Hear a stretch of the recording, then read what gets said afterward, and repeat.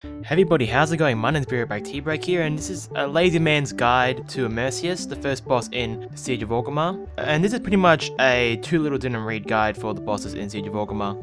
So split your raid up. You don't want all your melee stacked in one area because sharp will spawn on the raid members. Don't stand on them, they hurt a lot. His hitbox is pretty big though, so you want to be kind of close to the boss so you can be in range of healers and whatnot, but try and find a balance. Don't stand in the water that he's actually in, that circle where he's like sucking the water from, because you'll die pretty quickly. It does a lot of damage. The streams of water around the side of the room though are fine to stand in. When you get hit by Corrosive Blast, you get a debuff on you, which increases the damage when you get hit by next Corrosive Blast.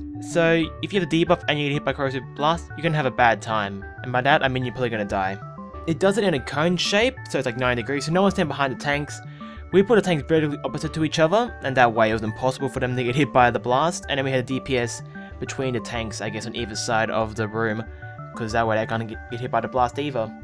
He has a move called Swirl, which makes him shoot like a fountain of water around the screen in a 180 degrees from where he started. It does pathetic damage. If you're really close to where it starts, just run through it. It's like 30k damage in 10-man normal mode. Also, while this is going on, streams of like water fly up from the floor and knock you into the air, so make sure you don't stand in any sharp pools because you'll be stuck in the air for like 4 seconds and you'll probably die. While you get hit by the swirl, it also knocks you back against the wall, which doesn't really matter. It might be out of range of heals for a second, but it does no damage, so don't be too worried about that. Now the boss has a reasonably small health pool, I guess, so once he's dead, Gratz, the boss actually isn't dead yet. Now he's gonna like submerge into the water and he's gonna spawn these ads. But first, the sharp pools around the screen, which were the spawning on the raid members, will now get sucked up into the middle, so don't stand in their way, they will still hurt you, and because they clump up because it's going from a wider circle into a smaller circle, you'll get more than one stack of the sharp pools on you, so be very careful that can kill you really easily. So two types of ads spawn, there's black ones and there's blue ones. The black ones you kill, the blue ones you heal. At the start of the fight you have tons of black ads, way more than blue ads. And later on you'll get more blue ads than black ads. Every time you kill a black ad or every time you fully heal a blue ad, his total energy, I guess what you want to call it, his Shire energy, goes down by 1. You have to kill or heal 100 ads in order to beat the boss. Standing next to a black ad when it's killed increases your damage against the other ads, not the boss, so DPS, I know it's a little bit of a shame. And standing next to a blue ad when it's killed gives you 25% total mana and 75% healing buff. This ability stacks, so even your ranged DPS later on the fights when they're not killing any ads, they stand next to these blue ads, get lots of mana back.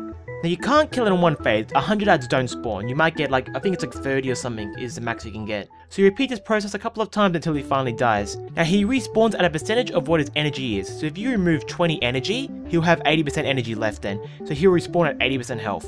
And later on the fight, you'll maybe fight the boss for maybe 15 to 20 seconds when he's on like, 10 energy, because 10% life isn't much.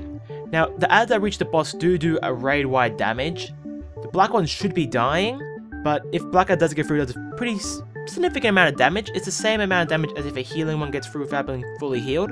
When you fully heal one of the ads, it still will hit into the middle area and it will still do raid damage, but it is a lot lower than if it wasn't fully healed.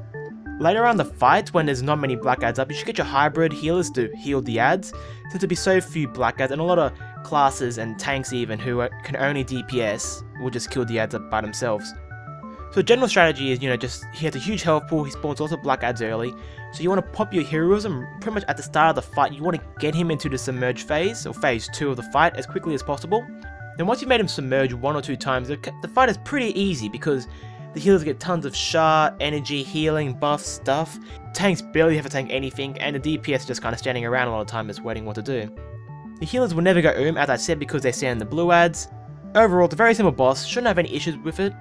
Just make sure you go really hard early. The first 1 or 2 submerges are the hardest points of the fight, so just, pop all your cooldowns, try and get them down quickly. Don't stand the shit on the floor, run through the swirl if you're gonna get hit by it, kill all the ads, heal all the ads, receive loot. It's a really simple fight, guys. It's kind of cool, I guess. It's just, healers actually doing something besides just healing tanks, which is always interesting. Susalong, or whatever his boss is, in Tear of Endless Springs. What a fun fight. Anyway guys, this is Beerback T-Break. Thanks for watching. I hope this guide has helped you or your guild in some way to kill the boss and to get some epic loot. Tell me what you think of the structure. Should I add, actual spells and give numbers, cooldowns, all that stuff? Or should I just do it like this? This is a lazy man's guide because, let's be serious, the bosses aren't that hard. Okay guys, thanks for watching. I'll see you later.